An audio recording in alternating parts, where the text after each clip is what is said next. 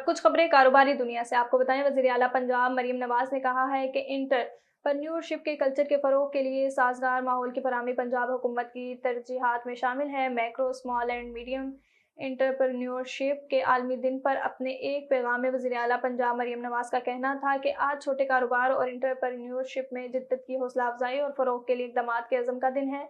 Small and medium enterprises मईशत की रीढ़ की हड्डी हैं। पाकिस्तान स्टॉक मार्केट में कारोबार के दौरान मस्बत रुझान का सिलसिला बरकरार है। कारोबारी हफ्ते के चौथे रोज़ कारोबार के दौरान स्टॉक एक्सचेंज में नुमायां तेज़ी देखने में आई है। 360 पॉइंट्स इजाफे के साथ स्टॉक मार्केट में 100 इंडेक्स 78,635 पॉइंट्स की सतह पर ट्रेड कर रहा है।